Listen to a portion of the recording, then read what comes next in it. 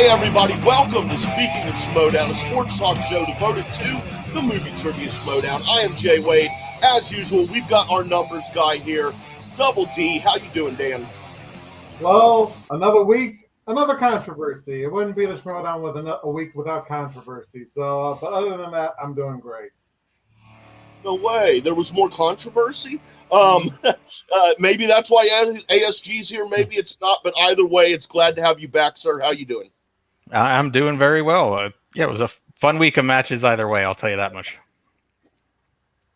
Hell yeah, millionaire jersey. Dude, it's hockey. Fucking hockey talk. Sorry, you can't. It's Frenchie behind the scenes talking about hockey stuff. Someone who's wearing a hockey jersey because he's a schmo from the North. Soda joining us again. How you doing? That is a very, very hard to get jersey. Trust me, I've tried. So when I saw that, my eyes went big. Sorry. I bought it when Vancouver hosted the Heritage Classic that year. So, I'm doing great. This was actually my first week watching matches again regularly, and I couldn't have picked a better week to come back on because these matches, all three of them, were really great. Oh, yeah. Yeah. Paige, man, I can't wait to talk to her. You know, she's too. Okay, guys, we got a fun show today, like we do every week, I think at least. And if you don't think so, then maybe you're not enjoying yourself enough recreationally before you watch the show. I'm just saying, maybe a glass of wine might help. Sarah Blue would agree with that. But we are going to play hot matches here, guys. This is our hot potato style game where as we talk about the week's matches, Frenchie, our producer, has a little timer backstage. And when that goes off, whoever is talking is eliminated, removed from the screen until there's one person left. And the consequences and rewards will come into play later on during the interview. So let's get right into this because we had Demi versus Arsenal in the Star Wars tournament. This was a really cool match, really fun match. I've been looking forward to seeing Demi play for a long time. ASG,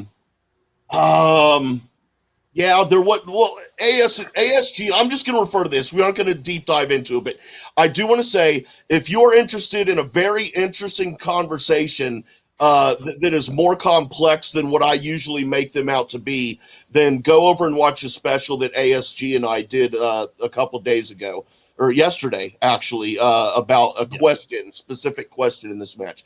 But Soda, why don't you get us started here on this match, the Demi versus Arsenal? Yeah, so this is actually my first time watching them both compete, and I didn't know much about, I know who Demi is, but I didn't know much about her skill level. And she really impressed me. They both played really well. Ross, I had the fortune to talk to him earlier in the year, so I kind of knew where he was at with his level of play and what have you. But honestly, this was a really good match. Ross had a great match for his first one in the big leagues. I had nothing to complain about that. And I'm Demi as a character, as a competitor, has won me over. Now, Soda, as a Canadian, can you pronounce Ross's last name for me so I can get it right? Actually, it is Arsenal. Yeah. Okay. No. It's Arsenal, bitches. It is, but we're gonna say it in the English because not everyone can pronounce it with a French accent. Frenchie, it's Arsenal in English. So I think Ross did very well for himself. We'll just keep it Ross then. And let's call him Ross from nowhere because I really like that name for him. Okay, so Ross from nowhere did very well for himself, and it was just, a 5-pointer that, according to Harper, only Marie knew the answer to, not even him. So, just a rough luck, and I think we're going to see great things out of him next year. Of course. Yeah, I actually had Ross to pin this one, but the only reason why I picked Ross was because of Thomas Harper's word of mouth. Mm-hmm. So before that, I had Nikki because she's obviously the wife of the champion, so you got to go with that. But honestly, this match in the Star Wars tournament was going to go 50-50 in my opinion. So it could have gone either way. And unfortunately, my pick just didn't make it to them both. Like you said, AFG, it was the 5-pointer. And you just have that luck. Like I said, I'm not going to deep dive into this, but I do want to say that that Ross should not have gotten a point for that, for his answer there. ASG disagrees with me. Could you refresh my memory on which one you're talking about? Hold on, damn it, I'm talking. Hold on. Thank you very much. Soda, I'm kidding, dude. Come on. But ASG and I talked about that the other night on that Okay, so I want to go. this real But quick. no, can you refresh my memory on that question? Like, which it was just about it was round 1, question 6. It was about your weapons versus his weapons. Oh, Yeah. gotcha. So the way I figure it, and this is just my opinion, but I think PJ was just looking for a one word answer, and he was just looking for weapons. That's why he said we need the exact quote, because if you were to say lightsaber and blaster, that technically would have been wrong. So that's why I think that you're right, Andrew, that I think he should have gotten the point, because PJ was looking for a one word answer. And they did specifically say that afterwards, was like, we were looking for anything that was not lightsaber. Because, but of course, I hear Jay's argument, because PJ said we're looking for the actual quote. Yeah. And the actual quote was your weapons. So I understand Jay Wade's predicament here, but or side of the argument, but I agree that PJ was looking for one specific word. It's just what's wrong with that is maybe the question itself should have been worded a little bit differently. No. The question was worded perfectly, but it was PJ that said needed the exact quote. That's what was the controversy. And I can see Jay Wade going on the nose. Right, yeah. If he just said we need the exact word, no controversy. But when you throw in the exact phrasing, then totally I get it. But I think PJ was just looking for that one word weapons rather than lightsaber and blaster. And therefore, I think Ross. And then there was another one. Forgive me, I can't remember which match it was, but they both answered it correctly, and they had the same words, but the words were arranged differently on each of their whiteboards. I can't remember which one it was. Yeah, I think that was this. Oh, it was the den. It was some kind of den of something or other. Yeah, it was the den match. So it would have been. I can't remember, but I don't remember what the answer was, but it was like the den of this versus this den. Yeah. Yeah, I think that was the same match. I think that was the same. No, it was the same match. I just meant like. But to me, that one is more controversial in a way, because they're referring to a title. But again, that's just me on that one. Yeah, I mean, as a Star Wars lover, it's kind of hard to follow the Star Wars division sometimes, because they get very specific, and I'm like, I have no idea what they're talking about. I find it entertaining, but it's like, so honestly, you have to be a Star Wars encyclopedia in your head in order to get those points. So I'm lucky if I answer like at most 4 questions in a Star Wars match. I think you should do a little bit better, especially in round 1. But when they go into deep dives, it's like, then you're like, hey, I won. Okay, that was perfectly timed when I went, I'm out, and he cut me off. That was timing, Frenchie. That was kudos. But I did want to say before we go on to the next match that it's kind of funny now that we'll have another Demolanta versus Damon match in the next round. No matter who wins between Molly and Alex. Yeah, it's true. I mean, honestly, I would like to see Molly play Demi just because I would like to see the female version of that side. But let's face facts, it's going to be Alex versus Nikki. That's what most likely, yes. You never know unless Molly withholds something from him that causes Alex to throw the match. There we go. No Star Wars for you.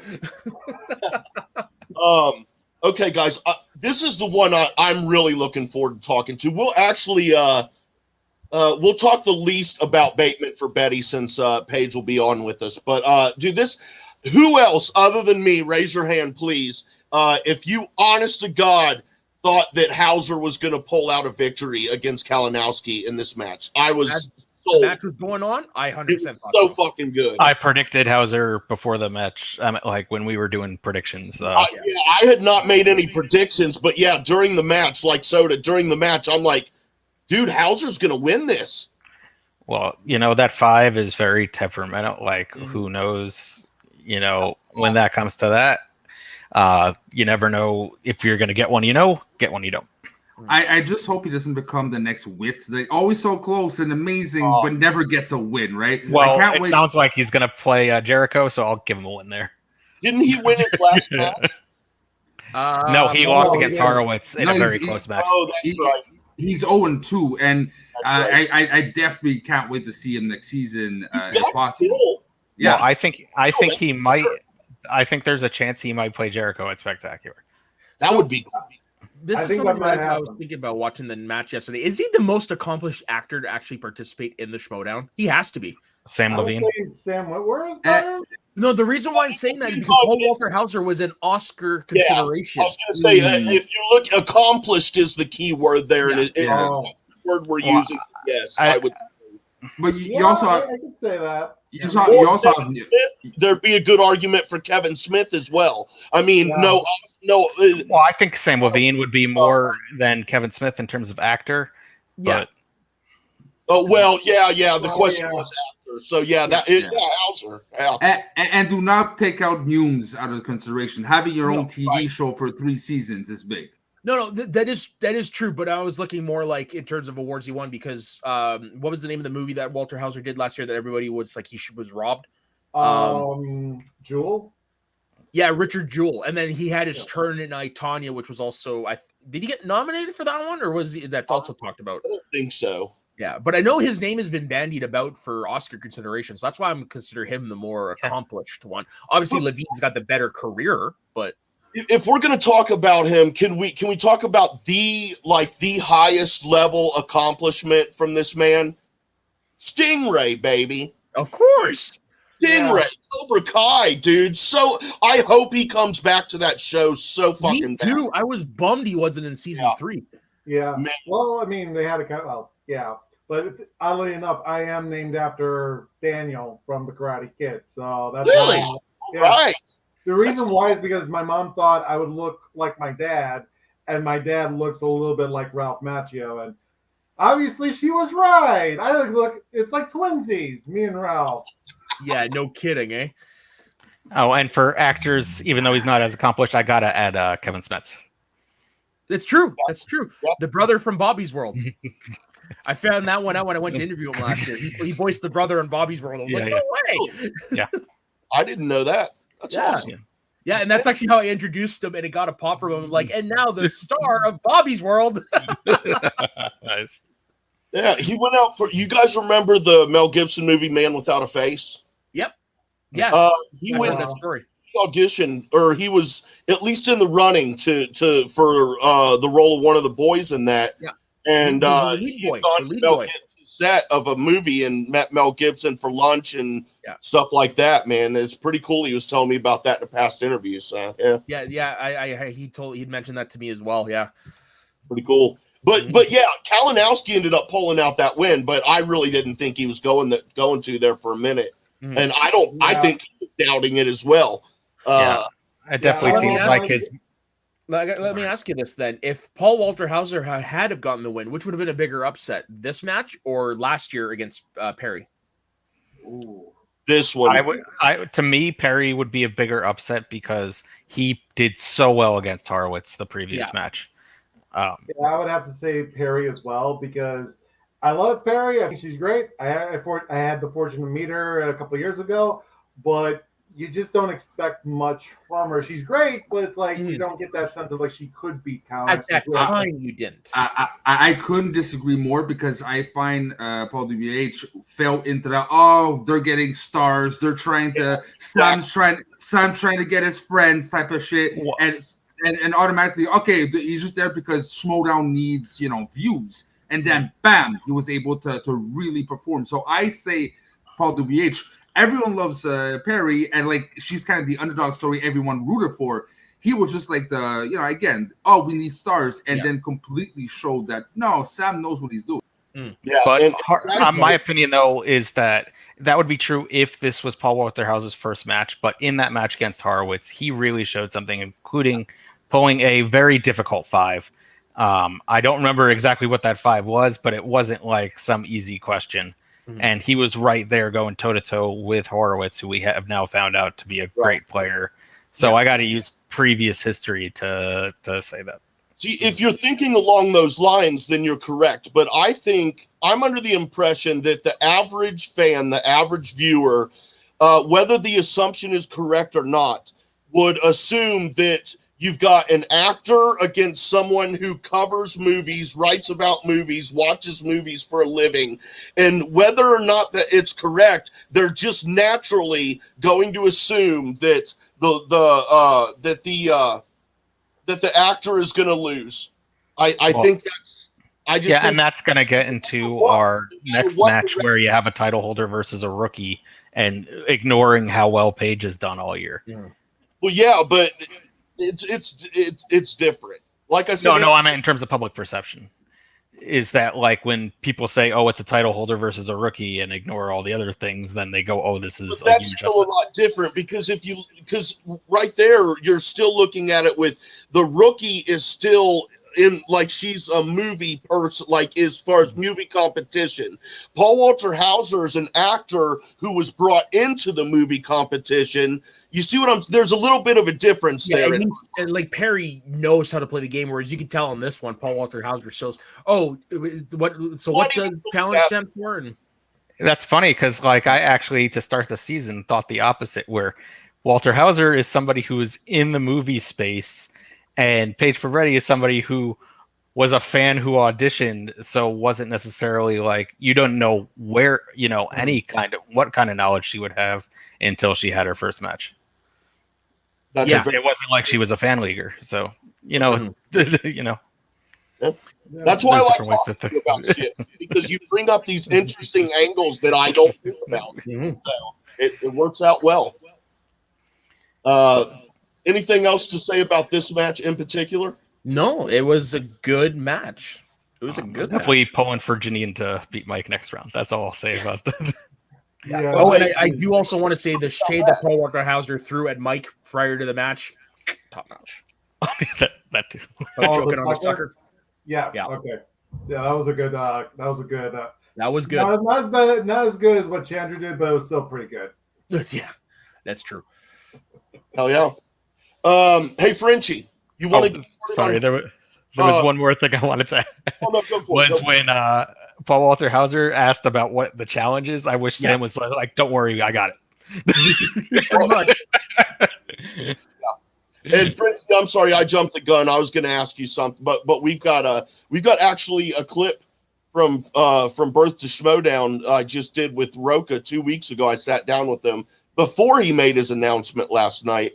And I got a clip from that I'm going to play here, and then we're going to talk about his announcement that he made. So if you guys are ready to move on past top matches, we'll get into that. All right. I'm going to go ahead and mute everyone real quick because, if you're a fan of this show, that I have my issues. And we are going to screen share this here. Where is it? Add to stream. There we go. Okay, here you go, guys. Someday, who knows when, but someday you will not be competing anymore in the Schmoedown. It's going to happen. Yeah. I'm curious, is there anything other than playing in the Schmoedown? I think a lot of people would think managing. I think you'd make a fine manager, but is there anything other than competing that you would like to contribute to the Schmoedown after you're done playing? Yeah, I'd like to run the Schmoedown. That's the honest truth. I think I've moved past managing, moved past being in the room. I think in my mind, one day I want to run the Schmoedown. Christian has had his ideas. I have my ideas. And I know that I could run a league. So in my mind, I think that's something that I've started to look at and consider and ponder. And so that's something that I would look at. If he was to ever step away for a little bit, let me handle the storylines, let me get a writer's room together, let me get a question writer's room together and run it, and essentially be the face to a degree. And then maybe he comes back in a year and it's a big, like storyline with us battling for the control of the league, which could be a lot of fun. But yeah, I'm kind of done with the smaller approaches to it. So that's what I've come to terms with about myself and about where I fit in the firmament of the Schmoedown. And I think being under the thumb of the league or of Christian when it comes to the league anymore is not something that appeals to me like it used to in the past, And so it's no disrespect to my brother, who I appreciate for giving me the opportunity and for doing incredible work with building this thing. It's that I know that my appetites are bigger than just manager or just competitor or just commissioner. There's more. And that's where I'm at mentally and emotionally. And I think that's why I'm glimpsing the end of the road, so to speak, for what I've done here. And depending on when this comes out, I announced it yesterday on FCL that I'm. And then he ended up making his announcement, and the announcement is that he is retiring, and he demanded a match at Spectacular against someone good. And ASG and I actually talked about who he maybe should play, and what someone good means, and what we talked about that. We'll get into that in a minute. But first off, Double D, what do you think about not just what Rocha just said there, but then also his announcement the other night? Well, it kind of makes sense because we haven't seen Rocha a lot this season. I think he was only in the teams tournament. I don't know if he was in the free for all, which he was always in. He was. Past season. He was? Okay. It's been a while. Mhm. But other than that, we haven't seen a lot of him. And he's been this reputation of being like a showman who comes in and gives all that energy. And it kind of made sense that he would announce that he was going to retire. Obviously, maybe it was a little bit soon, but it made sense. Now, for the last match, I mean, obviously, you want to have that one last match just to kind of go off into the sunset. That's what makes the matches so much better. I mean, with the Shire Wolves, their last match, I mean, it was such an event. I mean, even if you don't like them or if you weren't rooting for them, it was still a great match to watch when they were playing Corruption. And obviously, you would want that for some of your big A-list talent like Rocha and other people as well, if they want it. Because obviously, Jeff Snyder, he just wanted to retire and just go off. But with Rocha, it would make sense that you would want to do like one more ride. And I could see him actually doing this little faction, this little rivalry between the leagues. It'd be cool. I think that would be so much. Yeah, Like an NWO type thing. Before Soda, that clip was taken from this show here, From Birth to Schmoedown, that is on this network. That episode is out right now. You can go check it out. And that show, that was all John Rocha serious. This is a serious show. This is not a show. There's no character work involved in it whatsoever. So that was in no way the Outlaw character talking. That was sincere John Rocha. That's why I find a lot of that a lot more interesting. But Soda, go ahead. I just wanted to say. No, I was gonna say, like, I kind of had sensed long ago that this was going to be Rocha's last year. I don't know. It's just, I was hearing rumblings, and it just kind of like, you get that feeling that this is the end of his career. But it's funny that you say, like, yes, this is all John Rocha. Listening to that, it's like my wrestling brain kicked in when he's saying, like, I want to take over the league from Harloff. So it's just in my head, I'm like, is that the Outlaw or is that Rocha talking? Like, does John Rocha legitimately want to take control of the league? I think what you're saying right there, it's very important to listen to the words he used, because he said, if Christian were to step away, I would like to fill in, run the writer's room, do all that until he comes back. So because I thought, in the moment, I was right where you were. Yes. But then upon editing and listening back, I was like, no, okay. You could tell that it was sincere. Like, he wants to run it. He really does. But it's not in like a vindictive, like, I want Christian out of the way so that I can do it kind of thing. But like, if I ever had the opportunity, I would love to run it. So, but listening to that interview, it's like, okay, I could actually see him working behind the scenes, and this is where my mind went to. And Ryan, I know he's in the chat, knows about wrestling and stuff like that. I think Rocha, when he retires, would be best served in what's called a producer role, where basically that's what he's going to do. If Christian can't make it, Rocha is going to be the one in charge of the matches and running everything. I think that would be a great role for Rocha to take. It would be a producer type role behind the scenes, work on the matches, work in creative, i.e. the writer's room and stuff like that. I think it would the league would benefit from that, to be honest, because he is the Babe Ruth of the Schmoedown. You'll never be able to take that away from him. Let me ask you a question, ASG. Piggybacking off what Soda just said, as far as producer something, what about having Rocha be the head of a player developmental Yeah. Well, I don't know about player developmental, like, because he seems like he is in conflict with Christian at times in terms of how far certain players should, like certain heels should be allowed to go. So it makes me wonder if he wants to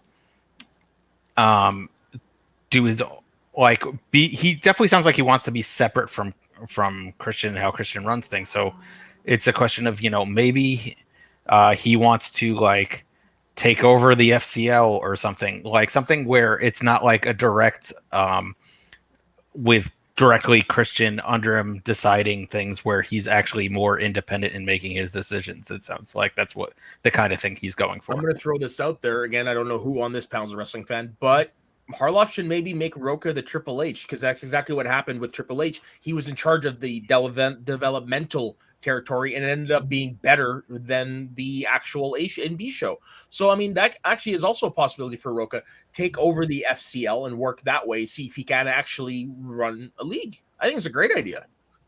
Dan, we'll get your thoughts on this question here. Bringing all of this up, well, they had the WWE and the ACW wars and all that back in the day. I wasn't aware of this, but apparently Roca has some sort of little movie trivia thing that he runs on his channel or a page or something like that. Okay, oh, yeah, so he could be like the ECW, where occasionally there's an invasion, but mostly they're their own thing. Can I clarify? Type thing. I don't know. Clarify? Roca has nothing to do with that Patreon. Oh, okay. That's all run by the patrons. That is okay. Roca has nothing to do with it. I had no idea. I had heard a rumbling, but that would have been interesting also. But it would have been. And the FCL is a very interesting idea. Yeah, but I do think, like, right now, as a player or even as a once you're on staff, you can't do both. So once he's retired, we'll see. Maybe he could. It would be a great transition role for him. It really would. And I mean, with the FCL, you could get that. You would see. I mean, Christian in the end would still get the final say, but you would have that autonomy to pretty much run it the way you would want to run it. What would you think about all this, Dan, and the possibility of Roca perhaps taking over FCL? Yeah, I mean, the thing is that when you run anything, whether it's a business, whether it's a YouTube channel, you want to start off small. You don't want to bite off more than you can chew. So why not start something that's already been established and test the waters over there, while not affecting like the main product, like the Schmoedown. You don't want to affect the Schmoedown, and you want to keep those somewhat separate. So yeah, I think that would be a good idea, because Roca would have a way to do what he can do, what he wants to do, test the waters there, and if it works, it becomes better, and more people are flocking to it, then maybe they can kind of have a clash and build up to it. And when it comes to like actual sports leagues, that's something that happens as well. Whenever they want to introduce like new rules and what have you, they don't test it out at the top. They test it out in the minor leagues. That's a great idea as well. Yeah. We got about 5 or 6 minutes left in this segment, so let's talk about Roca's. So far, Christian has denied Roca the match, at least by a gift. By a gift. Here, I gift you the answer of no, sir, by a gift. But let's talk about who should Roca play. What type of match should it be? What are the possibilities? And we'll start with you, Double D. We'll go. Put me on the spot. Okay. Sorry. It would have to be someone that's noteworthy, seasoned, and honestly, I can't think of anyone else better than Dan Murrell. I mean, they've been kind of going after each other since the fall of the founding fathers.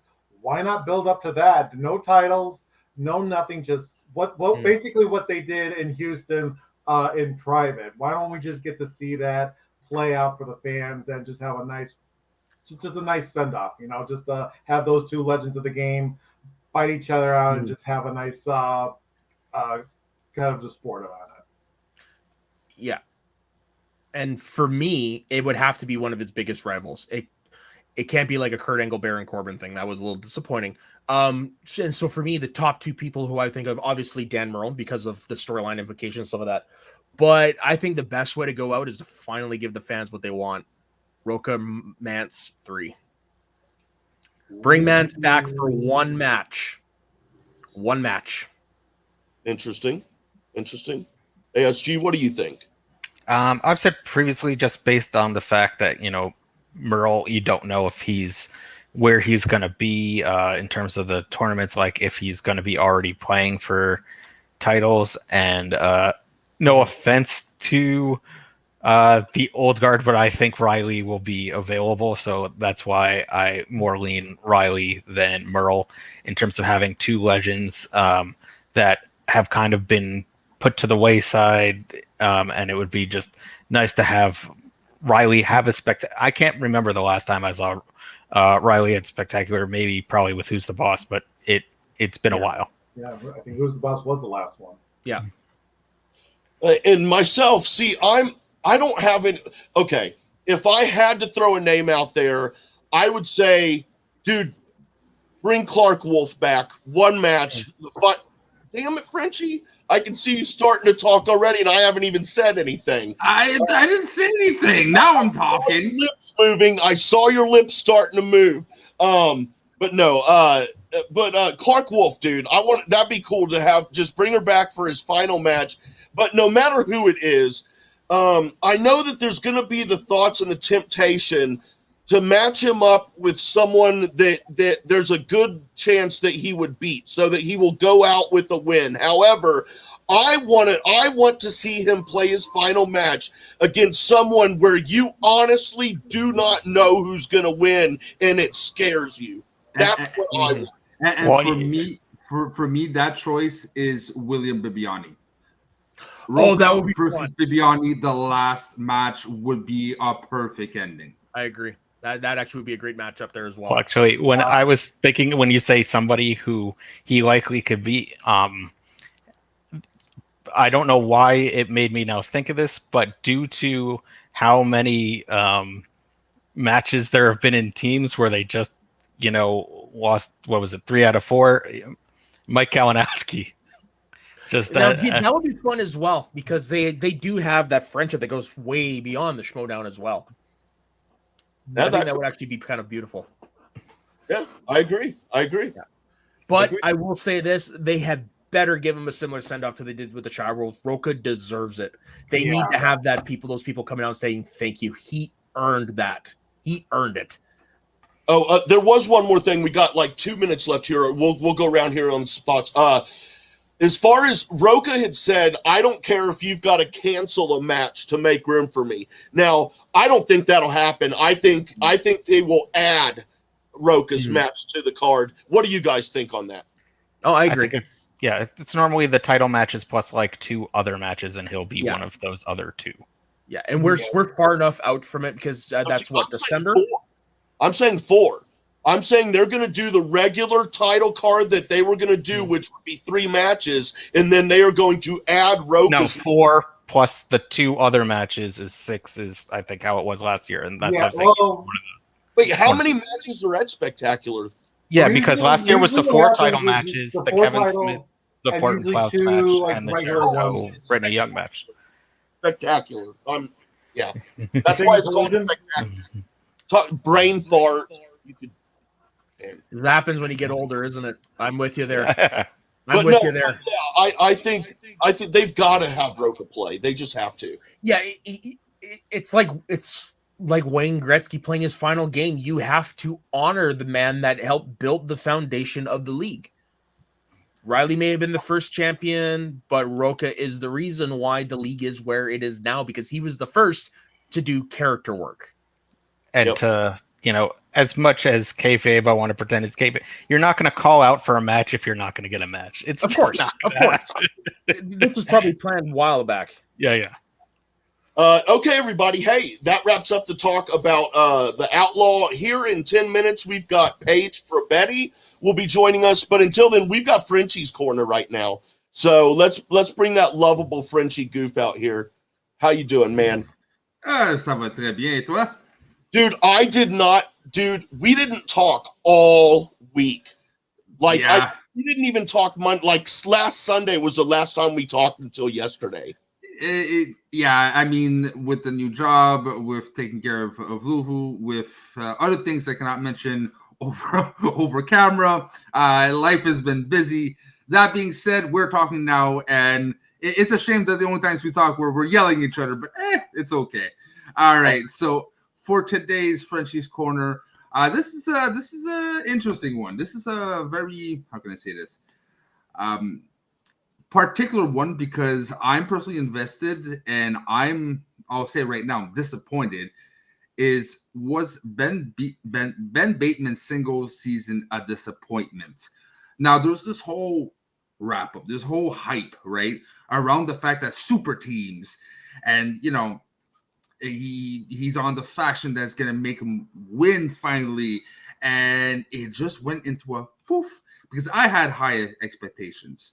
I saw him evolve every year. I'm like, this is the year, and it felt like he did a step back instead of even like staying equal would be good or going forward, but this is a step back.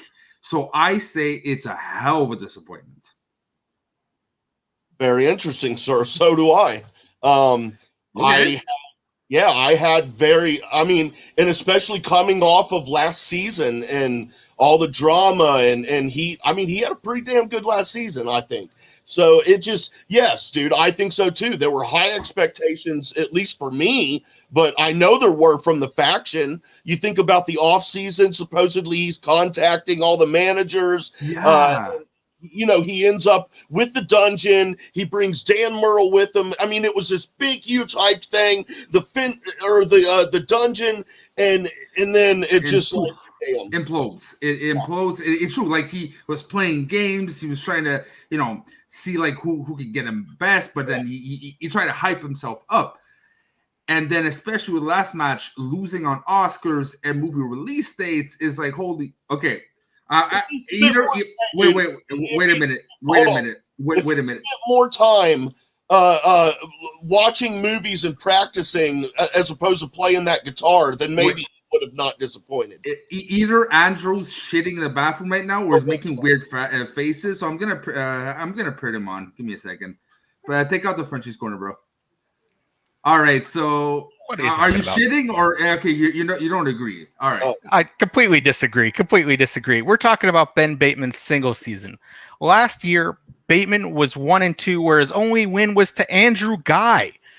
You call that a good year? This year, he beats Riley. He beats John Roca. He gets MVP of the free for all, which nobody thought that would be something he could ever do. MVP of the free-for-all is like Bibiani territory. And then his only losses are to Ethan Irwin, who's Ethan Irwin, and to Paige Frabetti, who Jay Wade has talked about. He predicted that she was going to win. How can you lose to people that you are supposed to lose to and have a disappointing season? But first of all, he put himself in his corner. He's been piping his own hype, right?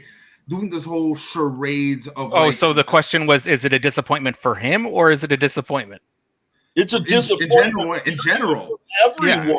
Yeah. The way he was setting stuff, like action for sure. Look at what.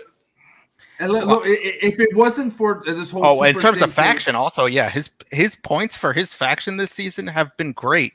It's the reason why they're still up there and have a chance to be in the running because of all the points that Ben Bateman has gotten for the faction.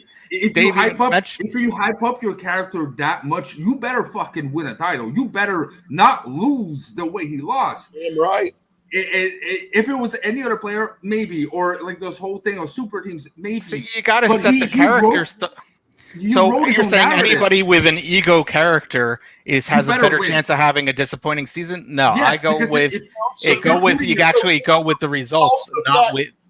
Damn it, but he's got a great record behind him too. Not just a great ego character. He had a great record this year. He was 3-2.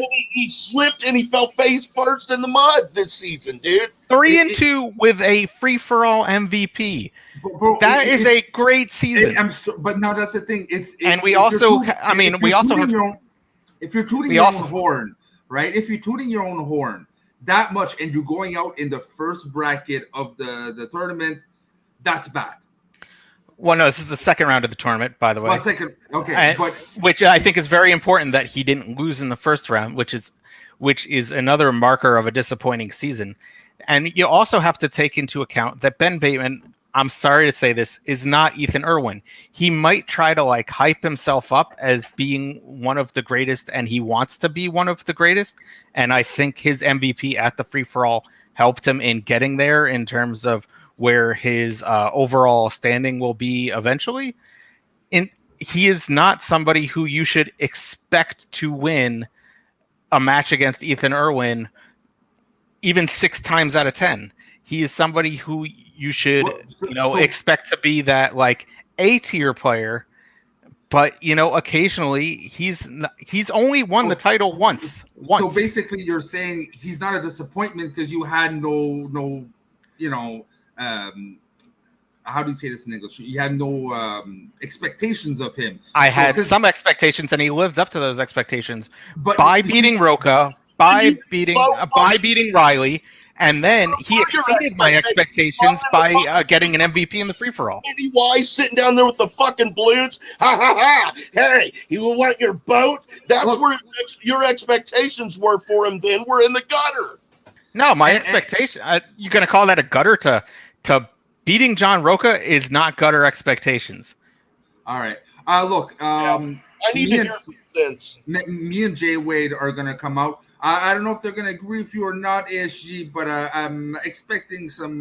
Where Double D just disappeared? Where's Double D? Well, unlike you guys, I can't pop in when my argument's losing in this discussion coming up. Okay, well, in that case, ASG, I'm going to drop you off and just have a conversation with freaking this guy.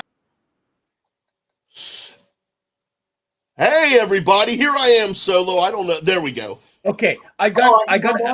Okay, I can come back now. Okay, what yelling? Could you reiterate for me what is the criteria for this being disappointing for Ben Bateman? Could you please just explain it to me one more time? There was no preset criteria, but this was like from my expectations for like how he hyped himself up and the evolution of his game, right? And the fact that he was supposed to be in super team and supposed to be like this dominant force and everything. That was my criteria. But I think everyone has their own criteria. And I see Andrea like this. Yeah. Okay. But no. I'm asking because I'm on the Collider Wiki right now, and I am looking. This is statistically not Ben Bateman's worst year. Yeah. That's why. Last year was 1-2. This year he's 3-3. Beat Riley, beat Roca, beat Perry. And his losses are against some pretty good people as well. So I think statistically, this is not his worst year. Expectation-wise, yes. But statistically, no. Does that make sense?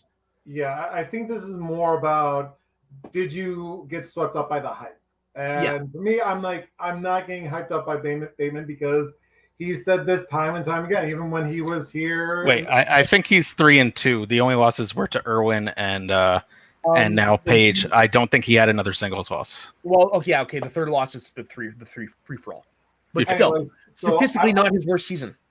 I would just say that I didn't get hyped up because he comes up with a strong ego, but usually he falls flat in the end because if you remember from Team Action, they're like, oh yeah, the Shire we're gonna beat them, and it's like you get fall flat there, and he had Riley with who's the boss, fell flat there. It's just he hypes himself up to be this big top tier player, and he just falls flat. And was this season to be? I just felt like this was the same story over and over. Yeah, it's the same Bateman. The thing is it is the same Bateman, but he had an evolution that he's no longer the guy with the guy, right? He kind of like separate himself and be like he's the player, and with him teaming up with the dungeon and the partner he had, and that's that later. If we get into was Danger Zone a disappointment if they lose early, then I'll agree with you. But for me, if you team up with one of the greatest goats of all time, you probably absorb and you get better, and it just didn't seem to do anything. But that's why I don't know if you can go to sudden death with Ethan Irwin, who's now the studying Ethan Irwin. Maybe he did pick up stuff.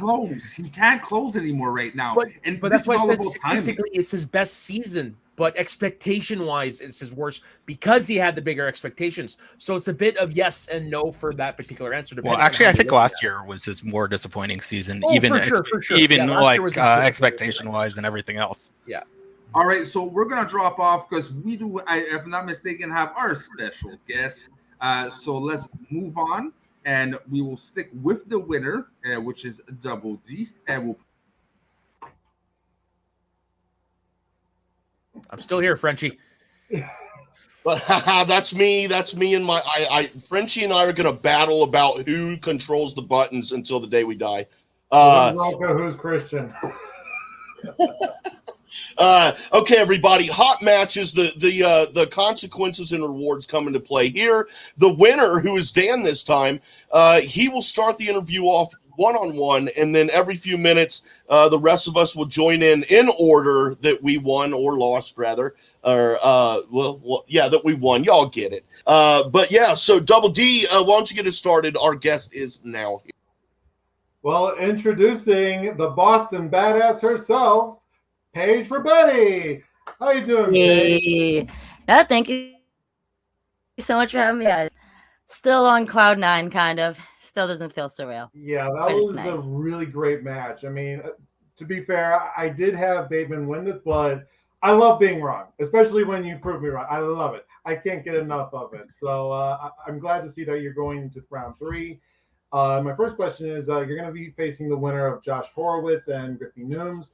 Who do you want of those two? First one speaking. I'll take any of those rookies. I mean, I've already showed I'm here to play, so I want to see if they are actually here to play too. So I know they're both great, but like I said, if I can beat Bateman, I can easily truck over them. So that's the game plan. So. Well, we just had a discussion if this was a disappointing year for Bateman, so we should have been here for that. But obviously, you still have the teams tournament coming up with Drew McWeeny versus you have Danger Zone. So you're gonna face Ben Bateman again. So and honestly, I have to change my opinion on this one. I do have Danger Zone here, but after that last night, I think I'm gonna have to change my my opinion. So I think that would be a smart move on your behalf. Yeah, just throwing that out there. But interesting thing is that next week for my presentation, I'm gonna do something fun, and because of your win, I actually changed something. So be sure to check out next week's presentation of mine because it's gonna be a lot of fun. If you win, you're gonna face either the press room or the old guard, and let me back up. So what's it like with Drew McWeeny being like this top tiered, seemingly giving up the hype that he does know a lot? What's it like working with him? Oh man, he's just so intelligent, and the fact that he just works in the industry, I think that's just going to make us so much more dangerous. Haha, no pun intended. But no, we're going to be able to balance each other out so nicely, and I think that's what's going to be people's weaknesses against us, is that we can cover such a wide range of everything. Danger Zone, those two guys are pretty much the same. So the fact that we have Drew and I can balance each other so nicely, I think is going to hurt a lot of competitors in this tournament. So yeah, and so does here. Hey. So like I said on your post yesterday when you were hyping the match, I didn't get a chance to watch it last night, but once I heard the match was over, I immediately had to go back and see how it ended. And I'm so glad I did, because I was fist pumping really hard at work when they announced you the winner. This is the biggest match of your career to date. What was it like leading into taping the match? Was it like a norm, like any, was it similar to lead up to your other matches, or was this one different because of who you're playing? You're playing a former champ. For me, honestly, for me, I try to take every match as like the hardest one I'm going to face, no matter who the competitor is. Obviously, Bateman, yeah, he is a former champion and such like that, but I had to keep my momentum the same and the studying the way I've been doing it. And it's nice when there's more footage on other competitors, so I can know their strengths and their weaknesses and kind of work off that a little bit in a sense. Obviously, I'm not going to lie. Bateman is a great competitor. He's a great player. He's been a champion. But with that being said, I was new blood, and I had to show, I can talk the talk, but I can also walk the walk. So, yeah, you 100% backed up your talk. That's for damn sure. The very first time we met, I remember you were telling me like you couldn't get over the fact that you had Sam Levine's number in your phone. Now we're almost a year later. Do you still kind of feel like, holy shit, I can't believe I have these people's numbers in my phone? Or have you kind of settled like, I'm one of them now? Like, has that kind of sunk in finally? Honest, it's still very surreal, but it's like so comfortable now that like I talk to Sam like on the regular, like several times a week. Yeah. So it's just like awesome to like be part of this community, and like my faction, like they are my family. And especially like everyone in the Schmoedown, other competitors, like after shows, like you guys and stuff. Like I consider you guys like such my good friends now because this whole community of the Schmoedown is just so amazing. But like my faction, we're a very tight knit community, so it's still very surreal. But I think this is my view on it. I think a lot of people are attached to you because you're one of us, and you're doing you're doing what most of us want to do, and that is succeed in this league. So, like personally, I cannot. There's just something about you that's like I'm in your corner no matter what. Thank you. Which is weird to say because I'm a Canucks fan and you're a Bruins fan. Yeah, you got to I see that day. Yeah, exactly. The Montreal Canadiens fan. Yeah. So I was thinking about jokingly asking you about how much you studied for Tyler Perry, but actually I want to ask you about your faction. In terms of the faction, we know that next year factions are going to get a lot smaller, and I was just wondering your opinions on that. Like, you know, how much has your faction helped you, and like, what do you think it's going to be like next year, either on a smaller faction that doesn't have all these people, or not on a faction at all? Honestly, no matter what, I'm still going to be in touch with these people because they've done so much for me this season, and vice versa, that like our relationships definitely will never change, even though we may be on different factions or enemies next season and stuff. Outside of the ring, we're always going to be very close, but in the ring, if I have to face them, once they say, let's get ready to Schmoedown, you're my enemy. So let's go Islanders. Let's go. Well, I'm kind of rooting for the Islanders because like, they're like the underdog team that I want to see succeed. But that's just yeah, I'm sitting here going, dude, stop talking about hockey. Quit talking about hockey. Oh yeah, that's what happens when you invite the Canadians on, Jay. Yeah, somebody in the New York area, we have 3 bad teams instead of just 1 team. Yeah, you still have more Stanley Cups than my team. So okay, stop with the fucking hockey, please, dude. Hey, on it, no soda, no hockey. No, it wasn't hockey related there, Jay. It was actually a serious question about the Schmoedown. Well, okay, I was going to say, you've been training with Drew for a while now. What's the biggest thing he's taught you? 1 second. Mm-hmm. Let me back out. I don't know if you guys can hear me. Let me back out real quick. My Wi-Fi is going off. Hold on. Okay. Sorry, guys. Hey, Paige is going to redo her Wi-Fi and then she's going to come back on. So until then, let's talk about her behind her back. And how great she is. Oh, she's still here. Is it working now? Is it working now? You never left. All right, it was just like going in and out, so I don't know what anyone just said to me for like a solid minute, so I apologize on that. Wow. Dude, hey man, we never had a thing happen just on BS Hockey Talk. Well, now we have. Hey, look at Paige, everybody. She's frozen in place. She's frozen in place. I mean, I know it's not me, and there we are. There we go. Now it's working. I don't know what's up with my Wi-Fi lately. Thank God this does not happen during matches. Oh my God. Yeah, no kidding. It makes it standing outside your house messing with your wires for your. He definitely came to Boston. Is probably taunting me now forever. So that's probably it. So sorry, guys. Fucking mad. I gained an enemy. That's for sure. Mad at you. I'd be mad too if I got showed up like that by a rookie. I mean, if I'm Ben Bateman, I'd be like, any rookie ain't no rookie gonna beat me. And then here comes the Boston Badass, all confidence, and that's the great thing. I mean, talk about calling your shot. Okay, you didn't Babe Ruth it. You're already in the major leagues. You step up to the plate in the middle of a game and you call your shot. You called your shot before you were even a thought of being admitted into the draft. And then you fought your way through this whole season and you did it. But so I want to ask you the most important thing that anyone could ever ask you, Paige Frabetti. We know how you feel about having like Sam's phone number and the connections with all of these great people that we've loved and admired, that we've all loved and admired for a long time. But I want to know, how does it feel to have Jay Wade's phone number?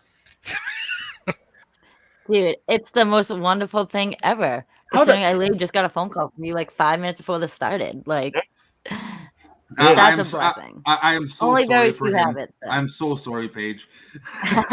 What? No, I think he's a bit lonely. And this next one is legit too. I would also like to know, could you tell the people, please, your on a serious note though, your episode of From Birth to Schmoedown is also out. It dropped this week. I dropped Roka's a few days early because of his announcement, but you can go right now on the Jcast Network and watch Paige's one-on-one with me. I would also like to know, what was it like to sit down with a master of interviewers like Jay Wade and talk about your okay, I'm going to stop. Sorry. It was an honor. I will say that. I talked to Paige for a good hour plus. I was going to say, did anyone not have on their bingo card Jay Wade's flexible enough to fillet himself? Nothing wrong with that. All I did. I'm one of perfect bingo. Hey, Paige, nice we talked to you. We talked a bit yesterday, but I want to really go and say my question for today. Your head games, good lord, girl. You're taunting, you're getting into the opponent's mind games has evolved enough to stand to Bateman, and not a lot of people can say that. Could you tell me, was there things planned a bit, like if you did certain things, you would react certain things, or that was just pure instinct? For me, honestly, it was pure instinct. I wanted to give that boy a taste of his own medicine, and I'm so glad it worked in my favor because obviously his little mind games don't work against him when they're used on him. So I'm going to continue to do that because I think it worked very nicely in my favor. So yeah, and like there's moments like when he laughs at you when you use your JTE, it's like a classic Bateman. But when he had to use the JTE, that little smirk on your face was just freaking priceless.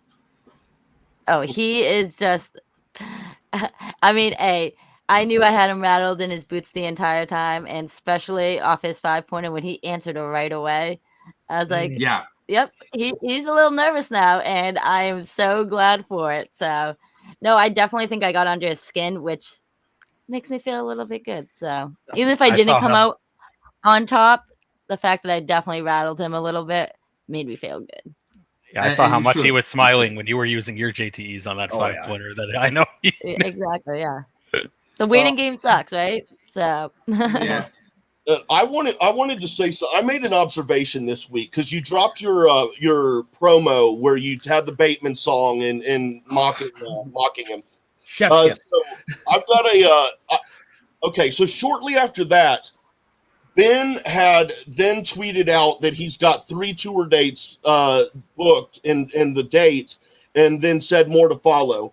Right then and there, in my mind, I was like, if you're supposed to be playing in a tournament, why are you announcing and booking tour dates? So I was like, Paige won that match. Otherwise, he wouldn't be doing that.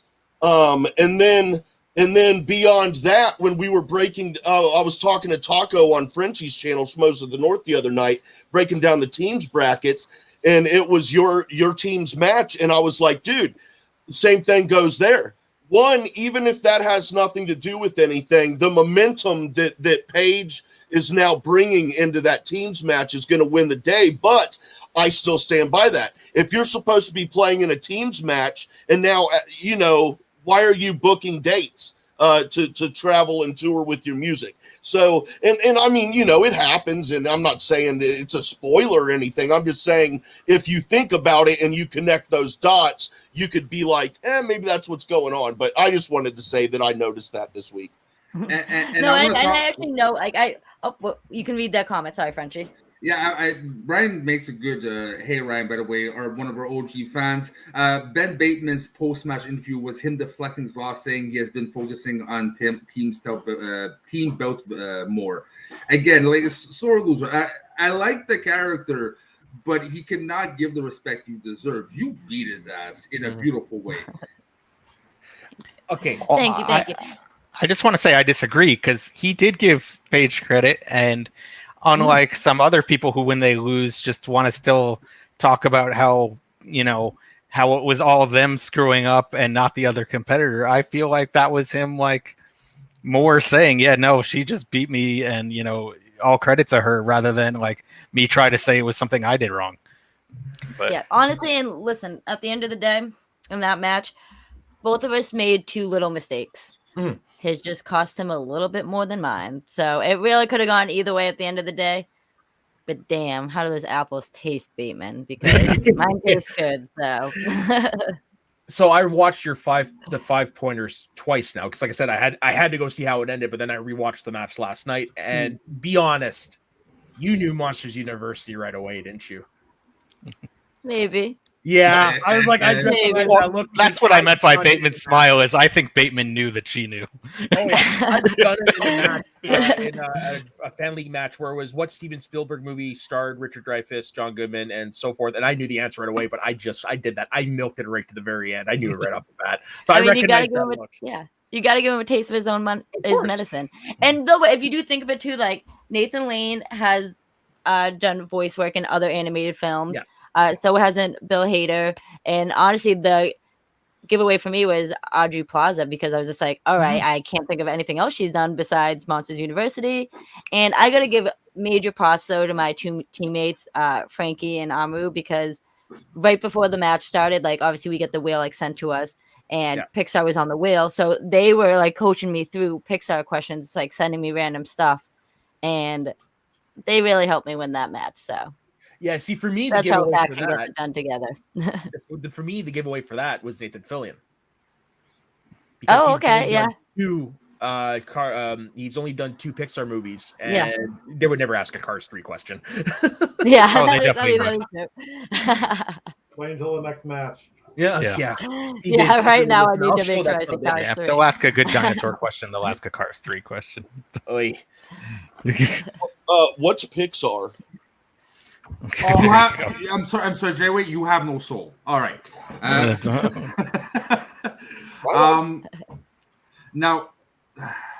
how can I'm having a brain aneurysm from that. And funny, of all people, Jay Wade should be having the brain aneurysm the number of times he gets mad. Okay. And apparently, I did not read the show notes correctly. Yeah. So I will disappear and rewrite the show notes. Okay, just because I'm curious, do we have time? Because can you re-ask that Drew McQueenie question? Re-ask the Drew McQueenie question. Oh yeah, from earlier. No, what's the biggest thing that working directly with Drew? What's the biggest thing he's taught you? Oh man, I mean, his experience in the game is really just to go out there and just be relaxed and take your time. I think is like the biggest thing. And you can definitely notice that, like, sometimes I tend to, even with my last match in general, my 2 mistakes I made, I just jumped the gun on things and wasn't listening carefully enough. And for him, like, that's a discussion we had, is just like to take our time and be able to talk it out. Like, we're there for each other, and that's what we're going to like use to our advantage. So like, he's just such a nice guy, and he just knows the game so well that he's going to keep me composed throughout this entire tournament, which I think is going to be awesome. Cool as he comes off of as on Twitter. Oh, he is so cool. I was I was talking to him the other night, and like he like sent me like his 80s newsletter and stuff. So now I'm like subscribed to that and stuff. And I'm just like, this is just like awesome. Like, and like his personality, the way he writes, it's just really how he like is as a person. So I'm just like, this guy is just so damn cool. Like, it's really an honor to be on his faction. So, and to be his teammate, I'm like, what? Like, this is insane. It's just funny that you bring up the 80s newsletter, because he used to do an 80s podcast that I like to enjoy, and unfortunately we never finished it, called 80s All Over, where him and his co-host Scott Weinberg would review movies that came out every single year of the 80s. Oh man, he's just so smart and talented that I can't wait for us to be able to compete together and play, because it's just gonna be so fun how we're gonna balance each other out. So yeah, you can tell that you're getting excited just thinking about it. I'm so amped for it. Like, it's nice that like I have a little bit of a break for my singles, for my next singles match that I can focus on teams. Even no matter what, like you still prepare the same in a sense, but you're just working with someone else, which just is even better because you have someone to back you up if you don't know the answer. So. Oh yeah. Paige Frabetti, everyone, put Ben Bateman in his place last night. Well done. Very well done. Thank you for your time today. We really appreciate it. And again, everyone, From Birth to Schmoedown with Paige Frabetti is up now. Go have a listen to it on this channel here and enjoy it. Paige, thank you very much. Have a great weekend. Thank you, guys. And it was so nice to talk to you. You guys are just boosting my ego. So I got to stay calm and collective. So, Yeah. And now, everybody, it is time. We did not forget. No, we pushed it back to the end because we wanted to talk about Roka. We did not forget about. I'm going to talk dirty to you for a second. Math. Double D's, sexy numbers. Dan, take it away. Okay, so ASG, you contacted me during the week, and you wanted to know if there was a way, or if there was going to be some factions that could be mathematically eliminated at this point. Now, the answer is no, because we're still too far away, but we're going to do the forecast and the monthly review this time. So today rather than next week, because I want to answer at least your question fully. So just let me go again. So first thing is how many matches we have left in the tournaments. We have 14 in the singles tournament. We have 7 in the teams tournament that's coming up. We have 6 more matches in the Star Wars division tournament. We have 1 more that we have the tournament finals in IG. And we have 3 title matches before Spectacular. Now, this is all before Spectacular. We're not counting those matches. So in total, we have 31 matches that we know of. Now, let's look at how many days we have that we're getting matches. So there are the days. I'm not going to go through them all. Basically, we have 10 weeks up until Spectacular, which is on December 4th. So that's 3 days, 10 weeks. So that's 30 matches in total. So, and we're going to have 2 matches on October 9th, which is at the New York Live event. So I think that we're not going to get any non-tournament matches. I think it's all going to be the tournaments. So this is how the forecast is going to look for the remainder of the season until we know the schedule fully. So for Corruption, when I adjusted their forecast, their high was going to be 162 points. And I said that they'd be in the ballpark figure of 71 points. But because Marisol won the title and she's facing Chance later on in the tournament, they bumped up the score to 65 points currently. And my ballpark figure is going to be 88 points. With the Dungeon, I said that their ballpark figure would be at 79 when I adjusted their score a couple of weeks ago. And currently they're at 62. And that hasn't changed at all right now because they haven't won that many matches. Obviously, with Ben Bateman losing, they didn't get any points. So the Quirky Mercs, I said that they'd be around 81 points in the ballpark figure going into Spectacular. And currently they're at 59 points. And I think that's going to change. And I think they're going to be around 88 points. And finally, in 4th place, we got the Usual Suspects. I said that there'd be somewhere in 54 points. And currently they're at 55 points due to Paige Frabetti winning. And now that's going to get boosted up to 58 points. And that might actually get boosted up even more if Paige and Drew McWinney go on into the teams tournament. So as of right now, these are going to be the top leaders so far at 80 with Corruption, the Dungeon, Quirky Mercs, and the Usual Suspects. So right now, these are the leaders. And that could change. But right now, I think that this is going to be really solid. What do you think? Do you think they're going to be changing a bit or not? That seems about right. I mean, Corruption is definitely the favorites. So, yeah. Yeah. So we're going to talk a little bit more on answering your questions as we finish the other 4. So with the Finstock Exchange, I estimate that there would be around 55 points going into Spectacular when I adjusted their score. Currently, they're at 52. That doesn't change all that much. I think they got a TKO. I still think they're going to be at 58 points going into Spectacular. With the Den, I estimate when I adjusted their score, they're going to be at 45 points because of Paige Frabetti,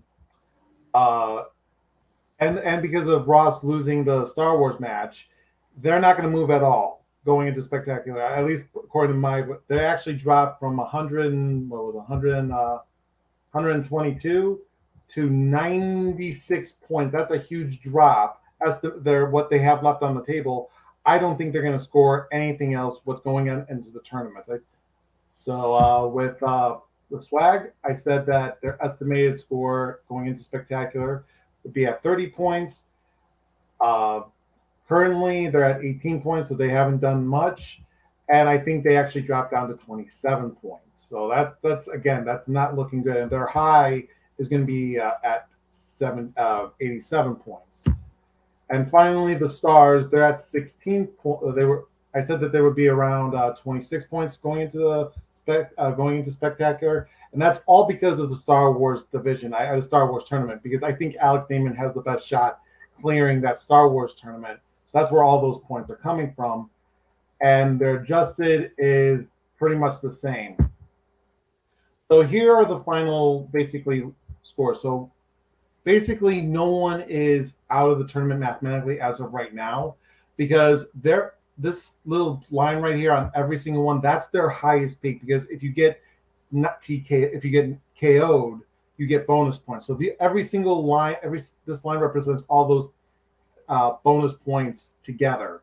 So as you can see, no one is below the lowest point. So it's literally the reverse. If you got TKO'd and start subtracting points. So this shows us that no one is mathematically knocked out right now. And we're not going to see that until November, because that's what happened last season when I was tracking this. But in my personal opinion, I think the Stars are going to be mathematically knocked out going into November. Again, this is my opinion. Nothing is fact right now. But my opinion is the Stars are probably going to be knocked out, as well as the Den. Do you agree with my assessment, or do you have a different opinion? I believe that they'll be knocked out earlier than that. And also, I was just remembered, because you said no tournament matches, that you also have Radis versus Frankie Alvarez technically is in a tournament match. And we know that that's going to be at the Cantina. I forget if it's this one, but... That's why it's my opinion. Yeah. Everything that I just said is my opinion, so it's subject to change. But some of the mathematically part that that is the reason why I think they're going to get knocked out earlier is if Parker beats Saul, and if Mike beats Amaru, then either Corruption or the Dungeon will be getting all those points at Spectacular. So therefore, I would have some of those teams knocked out earlier, because the max of one of those teams is going to be higher, and it doesn't matter which one. True, but I personally, and I had this happen to me last year, where I said that the Rockstars they had no chance of getting to winning, and Christian called me out, and he rightly so. He rightly called me and said, "No, they have a very small chance at getting it, but it's still a very small chance." So I want to be careful. I want to learn from my mistakes. So I don't want to say anything until we 100% know that they're mathematically knocked out. So I think that's the best time is November. So Roxy, we have Roxy Stryer on the phone. What do you think? You had the sexiest numbers by far. I couldn't help to put you on camera. You're like this. It was stronger than me. Right on. We'll talk about that in the post-production or post-show. Sorry, I had no idea it was on camera, so I'm completely. Yeah, it looked like I was boring you, Jayla. No, it's not that. It's not that. Yeah, I was lost in my head thinking about some other stuff that we got going on. But yeah, guys, we're gonna move on here now and we're just gonna have an open discussion. bring Soda back up here. Frenchie, you're more than welcome to join us, man. This is nothing special. We're just gonna. I have two topics here I wanted to bring up. The first one we'll talk about is now a couple weeks ago. I wasn't aware of this, but a couple weeks ago during a match, we became aware that at least one manager, Shannon, does research online during the matches. And this is digital era. Obviously, it can't really happen in studio matches. So this is not a nitpicky thing. I'm just curious what you guys think. My question I want to pose to you guys, is it acceptable for the managers to do research during the matches? Why wouldn't it be? Double D, we'll start with you. What do you think? Oh, me? Yeah. Oh, I think it's a great idea because you want to at least, when you make a challenge, you want to give the best challenge possible, and you want to succeed in that challenge. So why not do that research beforehand when you make your challenge, so that way you know what you're saying to give yourself the best chance possible? Because we've seen challenges which are totally like, this is not going to be challenged. We knew that as soon as we heard it. So why wouldn't you do the research before you make the challenge? Obviously, you have a few seconds to look it up, and if you have that time to do it, why not do it? I find it gets tricky because there's like, they ask for hands up, right? So again, I don't know the pure mechanics of how managers are able to communicate with their competitors during, but sometimes you can see the competitors are looking in a chat and they laugh like, ha ha, Roxy, you're funny. So there is communication there. Will they cheat? Probably not, but you have to kind of take off all the possibilities. So for me, it's a tricky thing. It's kind of useful, but it puts in territory that they don't want to be in either. So why open the door to invite that kind of problems? So I said, so we're not talking about researching the rule book. We're talking about researching the movies. Yes. So yeah. my issue, and once again, as I said when we previously spoke about this, what Shannon did was completely within her rights because it's not a rule right now. So we're just talking about whether or not it should be a rule. And in my opinion, it should be a rule that you should not be allowed to do research online, because it allows the person who is doing the counter to the challenge to not have all the facts that because they can't research the person's research. You know what I'm saying? So that's why I think it gives an unfair advantage to the person giving the challenge if they're allowed to research. Then the person countering can't look up what they researched and see if that information is something that they left something out because it didn't help their point. Yeah, that does make sense, because in lawyer, when you get a lawyer, they disclose every bit of research to the other side, so that way they can have a proper case and they can. But here's my counter for this. Yeah.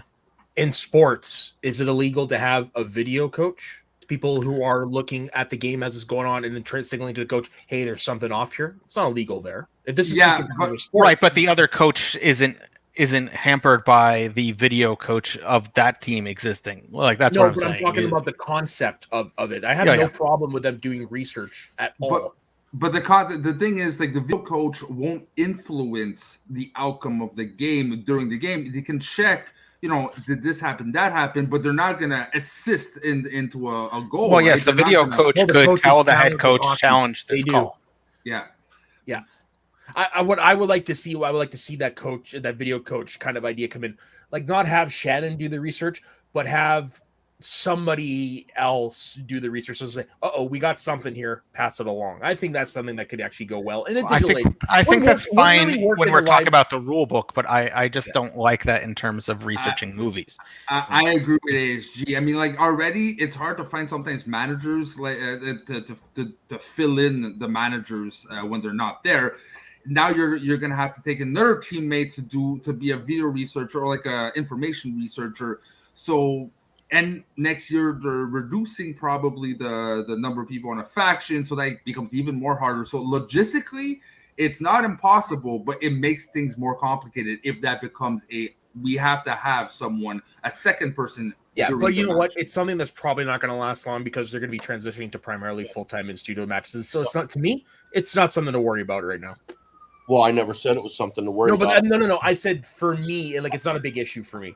That's what I'm saying. But It's- granted, I look at these things a little different than it seems like everybody else. Well, because we saw at the cantina that even when we went to studio, people were, and that was Shannon's mention during that match, was that Winston was looking things up at the cantina during the IG title match in case there was something he thought would be worthy of challenging in that match.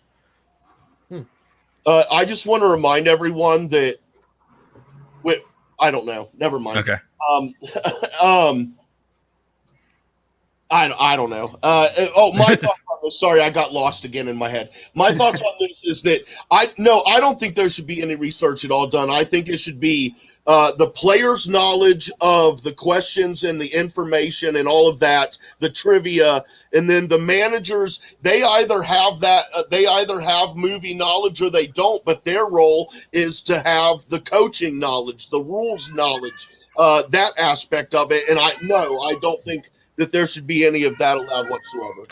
So that's how I feel about that. But And I'll say that was me this time with the police driving by. all right, Andrew's the one who's in trouble. AS. Well, you're in Jersey after It's only trouble if you get caught. They drove by. What did your fridge do, ASG? What did he do again? Anyway. You don't want to know. The other thing, which is kind of, I'm going to hand this over to ASG to give his view, because he was asking me if I had any issues with the airplane / airport answer in the Fight Club question and challenge in the Paige match.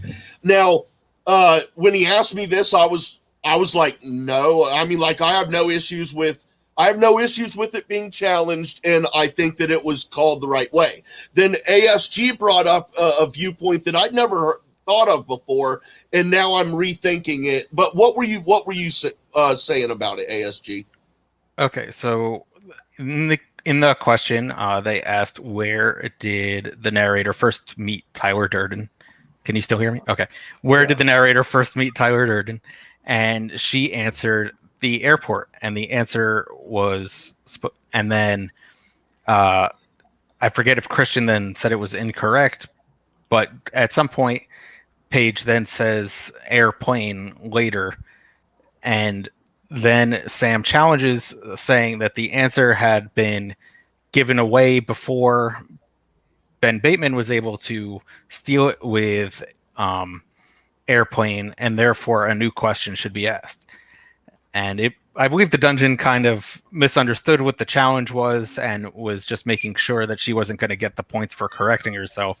But the real question was, should there be a new question? And my opinion is that there should not be a new question. If the competitor then says the correct answer on their own, that's kind of on them for giving away the answer, and that it could actually be manipulated further. Let's say you were between two answers on a question.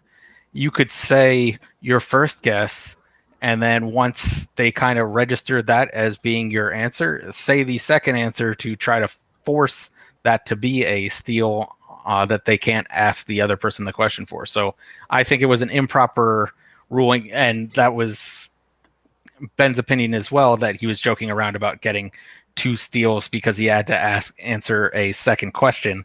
But I agreed with him that he should have just been allowed to steal the first airplane question without having to get another question for the steal. The way I look at it is, in digital, I think this is the right call in digital. Now, if this match had happened and that exact thing had happened in live, then yes, I would side on that. But because, you got to take into account delays and stuff like that, it's a tough call. And I think basically the fairest one to make in that situation was, you know what, we'll just give him a new question. Now, how did digital change it? Because she clearly said airport, no. and then I'm not like saying later. Like that particular match in general in digital. I'm just saying like the digital age in general, because you've got the thing about lag. Maybe he didn't hear right away, like because Christian did take a few seconds to think, was it the right answer? I mean, there's a whole lot of possibilities. I just want to throw this out there that I think this whole making excuses across the board, blanket excuses for everything because of like a delay, even like when there are moments where it's clearly not a delay, but then they're like, well, we're in the digital age, we have delays, so we're going to blanket everything. And even if it's clearly not a delay on the technical side, we're just going to throw it under that blanket. And that's what I have an issue with, is that I think it's become I think it's become used. When did they do away with saying final answer? Or is that only just teams? I want to know, other than teams, when did they implement that you had to do it? They haven't really. Yeah, they don't have. It's not. The saying final answer is not required, so they choose when they want to say it or not. But to kind of add to this, I think the whole airline answer is wrong, because technically Tyler Durden appeared in an office for one frame, and it's. But it's when they met, not when. I just want to make a joke. Technically speaking. Well, okay. Well, technically, at the airport, he's on one walking escalator going this way and the other. That's true. But it's like the first time, and the first time was the. But I think it was ruled fair, because, Paige said airport, then she said airplane, but when it's that confusing, it's just best to give them a different question, because it's fair to everyone. And apparently ASG is right. No, that was to Ryan's question that he put in the chat that I gave a response to. But it was messy. It was, however you want to look at it, it was messy. For me, I'm not sure exactly how I feel about it, because again, I felt like she kind of changed it because of Christian's reaction. Given like the Pig Gubbins, it's like blah blah. Oh no, blah blah blah. This was blah blah. Oh shit, I'm wrong. And then they say the answer. So that middle part makes. I think Christian was trying to decide if he would accept the answer, because he was. And see that's the issue. Like, if the answer comes after because Christian's not sure, that moment, that window right there is enough to give you the right answer. Whereas if Christian doesn't give you anything and you kind of switch your own mind, and it really comes just because the knowledge is there and not because you're getting a clue that the knowledge is not correct. So it's messy. But this is also a situation like, if the airplane was grounded at the airport, then it could have counted, but they met on a flight in midair. So that's where it's like, okay, you have to be specific at that one. If she'd have said flight, no problem there. Yeah. But I want to say two things before we cut off. So first of all, the comment about what you, Andrew, where they said if you're saying an answer and you're choosing between two choices, that's on the player, because they have to really think about it, so that way they don't accidentally say anything and clue them in. And the other thing is that Paige Frabetti kind of did what Peggy Gummins did slightly in this match, because she said Forrest Whitaker.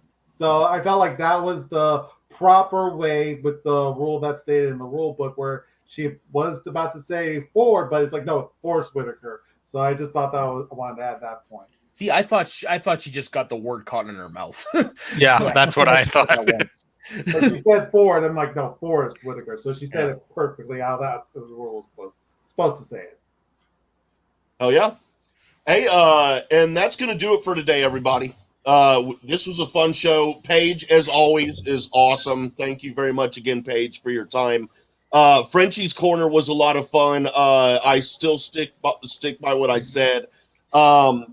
Let's see. Yeah, we had sexy numbers. That was effing awesome, as always. Again, be sure and check out John Roca's From Birth to Schmoedown. It is up now. We played that clip earlier. Very interesting. And Paige Frabetti's is up as well. John's was supposed to be this Monday's episode, aka next week's episode. But I dropped it early because of his announcement, so I'm going to let it ride next week. So his will be next week's episode, and then after that, I'm not sure who I'm going to give you, but I've got one of two ladies that I can give you a great show from. So until then, everybody, and until next week, where we will be back here talking about Schmoedown again, everyone have a great and safe week.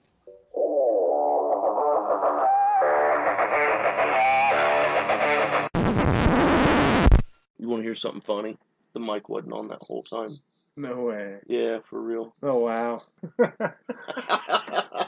So smooth.